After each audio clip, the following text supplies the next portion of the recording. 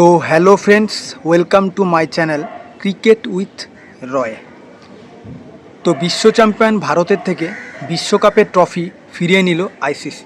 হ্যাঁ বন্ধুরা, তোমরা ঠিকই শুনছো, বিশ্ব চ্যাম্পিয়ন ভারতের থেকে বিশ্বকাপের ট্রফি ফিরিয়ে নিল আইসিসি। কিছুদিন আগে এই 8ই মার্চ ভারত নিউজিল্যান্ডকে জাস্ট এক পেসে ম্যাচে হারিয়েছে। অসাধারণ বোলিং, ব্যাটিং, ফিল্ডিং দিয়ে ভারত বিশ্বকাপ জয় করেছে। এমনকি বিশ্বকাপ জয়ের পরে সেই ট্রফি নিয়ে ভারতের ক্যাপ্টেন সূর্যা কুমার যাদব বজরংবলীর মন্দিরে গিয়ে পুজোও দিয়েছেন। সাথে ছিলেন কোচ গৌতম গম্ভীর এবং জয় সাহু। কিন্তু কী এমন ঘটল যে আইসিসি ভারতের থেকে এই বিশ্বকাপ ট্রফিটি আবার ফিরিয়ে নিল? অ্যাকচুয়ালি সেটা কিছুই না, এটা একটা রুলস। তো প্রতি বছর যে টি-20 বিশ্বকাপ হয়, আর সেই বিশ্বকাপে যারা জয়লাভ করে তাদের কাছে এই ট্রফিটি 24 ঘন্টার জন্য দেওয়া হয়। তারা সেই ট্রফি নিয়ে সেলিব্রেশন করে এবং ফটোশ্যুট করে, এবং ঠিক একদিন পরে আবার আইসিসি তাদের থেকে সেই ট্রফি ফিরিয়ে নেয় এবং তার বদলে একটি ড্যামি ট্রফি তাদের উপহার দেয়। তো এই বছরও সেই সেম রুলস পালন করা হলো। এই রুলসটি 27 বছর আগে আইসিসি নিজেরাই তৈরি করেছিল, এবং যতবার বিশ্বকাপ হয়েছে যেই দেশই জিতুক না কেন তাদের হাতে 24 ঘন্টার জন্য অরিজিনাল ট্রফিটি থাকে। এই অরিজিনাল ট্রফিটির ওয়েট 5 কিলো এবং এটি 29 ইঞ্চি লম্বা। তো যাই হোক, তার বদলে একটি ড্যামি ট্রফি ভারতকে উপহার হিসাবে দিয়েছে আইসিসি। তো এতে চিন্তার কোনো বিষয় নয়, এটি প্রতি বছরই হবে।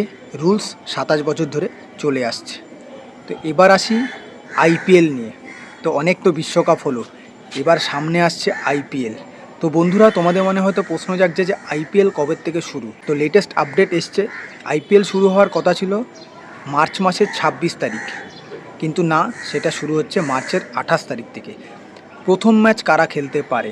তো খবর অনুযায়ী আইপিএল 2026-এর প্রথম ম্যাচ হতে চলেছে রয়্যাল চ্যালেঞ্জার্স বেঙ্গালুরু সাথে পাঞ্জাব কিংস। মানে গত বছর যারা ফাইনাল খেলেছিল তাদের সাথে প্রথম ম্যাচটি হতে চলেছে।